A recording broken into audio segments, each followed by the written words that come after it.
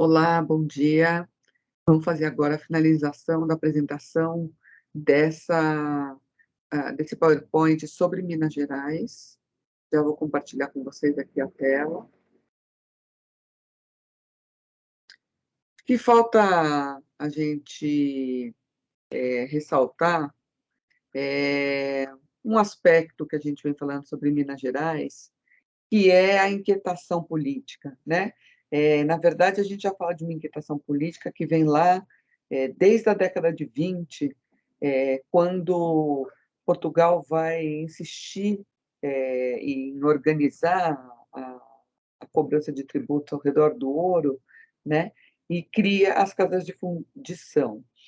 E a primeira revolta que vai ficar sacramentada é a revolta de Vila Rica, 1720, com essa percepção de que proibir a circulação do ouro em outra forma vai dificultar muito o enriquecimento das pessoas que têm acesso às minas de Minas Gerais de uma maneira menos formalizada, né? Então, muitas críticas vão ser feitas ao Conde de Assumar, que é o governador das Minas, identificado como corrupto.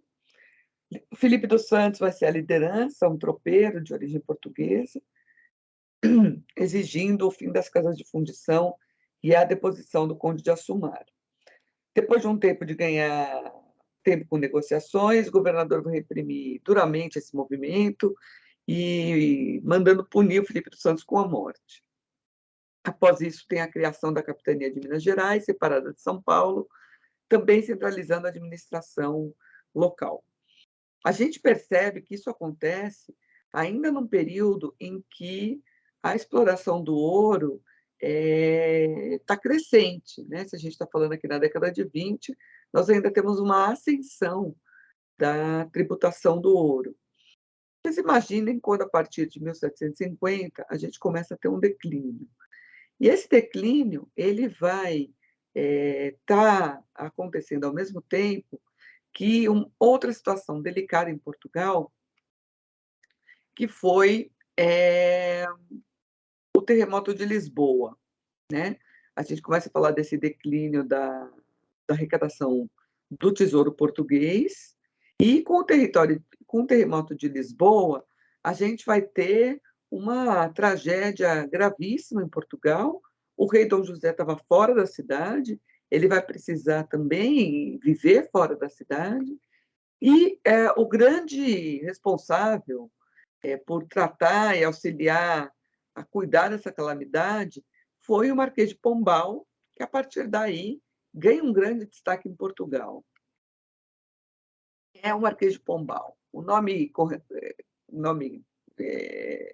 pelo qual ele foi batizado é Sebastião José de Carvalho e Melo. Ele tem, já estamos falando do século XVIII, fortes influências iluministas. Vamos lembrar que no resto da Europa, né, esses pensamentos críticos ao absolutismo, críticos à doutrina mercantilista, já estão circulando amplamente, e ele vai atuar no contexto do que a gente chama de despotismo esclarecido. A ideia de que é possível que você tenha monarquias absolutas adotando projetos racionalistas, voltados à melhoria de condições econômicas de uma forma mais ampla. Então, esses monarcas, que eram conhecidos como déspotas, a palavra déspota está ligada a uma certa ideia de tirania, a reflexão que vem junto é que, se ele tivesse exercendo esse poder para o bem do seu país, para o bem das necessidades da população, ele seria chamado de déspota esclarecido, né? É isso que a gente vai chamar de projetos racionalistas. Ele teve uma atuação marcante em Portugal e no Brasil, uma certa visão de modernização da administração e ampliação das dinâmicas econômicas. Cria o Erário Régio, que é uma instituição que controla o Tesouro Nacional. Essa seria uma forma de limitar os abusos da nobreza nos gastos públicos. Isso conflita com a ideia de absolutismo, né? De um rei que pode fazer tudo o que quer e de uma nobreza que vai manobrar esse rei para o seu próprio benefício. Ele promove reformas educacionais, modernizando os currículos, tenta investir na diversidade da produção econômica em Portugal, para evitar o crescimento das dívidas com a Inglaterra, e vai criar estímulo para pequenas manufaturas dos mais diversos bens, de forma a tentar evitar que aquela riqueza que tinha sido concentrada por Portugal com a exploração da mineração fosse embora rapidamente devido a uma balança comercial deficitária para Portugal. O Marquês de Pombal, à medida em que a entrada do ouro começa a ficar mais escassa, vai tentar fazer um processo de transformação, né? Já que também os custos de reconstrução de Lisboa são altos. Ele cria companhias gerais de comércio para dinamizar as atividades econômicas do norte e nordeste do Brasil. É importante a gente ter essa dimensão, que a gente ainda está falando das províncias, né? E não da colônia como um todo. Ele vai ter uma grande rivalidade com a Igreja Católica, que vai perder espaço de influência junto ao rei. Isso vai ser algo que vai ser muito cobrado em relação ao Pombal posteriormente. Ele consegue expulsar os jesuítas do Brasil, em 1759, que eram vistos como mais poderosos que a coroa portuguesa. É importante a gente lembrar que a dimensão da colonização é feita numa aliança da monarquia com a Igreja Católica. E o braço da Igreja Católica, que é muito presente nessa monarquia, é a Companhia de Jesus, e que vai, por um lado, ser vista como muito benemérita dos índios, né? Como se fosse a protetora da população indígena. Se, por um lado, a gente vai ver os bandeirantes como o braço escravizador da população indígena, por outro lado, os jesuítas vão trabalhar com a catequese, vão fazer os aldeamentos, vão até, de alguma maneira, se servir do trabalho dessa população indígena na agricultura, né? Mas eles são vistos como defensores da população indígena.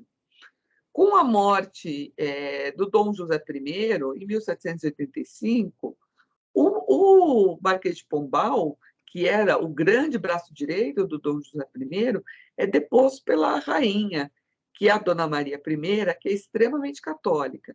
Então, como eu dizia antes, o fato dele ser um opositor da Companhia de Jesus, no momento em que morre o rei, vai se voltar contra ele. O período de governança da Dona Maria I fica conhecido como a viradeira. É um período de decadência da mineração, com o ouro já rareando. Como que vai ser esse período de governança da Dona Maria I? É a retomada do poderio da nobreza e da igreja em Portugal e no Brasil. Então, se Portugal teve um período de respiro, né, com menos influência da igreja, com uma tentativa de modernização e iluminismo, com reformas educacionais, o retorno da Dona Maria vai ser um período de retrocesso. Posturas reacionárias, repressão a tudo que se pareça com liberalismo e iluminismo. Ela toma medidas que reforçam o protecionismo e o monopólio de Portugal sobre as suas colônias, dificultando qualquer transformação. Ela vai publicar um alvará, que é um documento que vai proibir qualquer tipo de produção industrial no Brasil.